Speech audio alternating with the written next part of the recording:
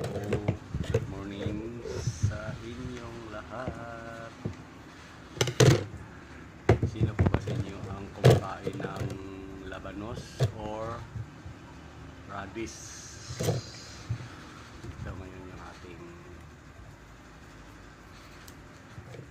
alamin kung bakit masarap ang radish. Pero karamihan sa atin, ano ba ang pinakagusto nyo sa radish o labanos?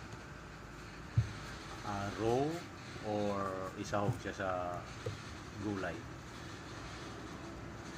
Ang akin na preferred ko ay raw kasi mas masarap siyang gawing salad. Ang iba kasi sa atin, pagka ito ang gulay, hindi kumakain dahil sa mapait siya o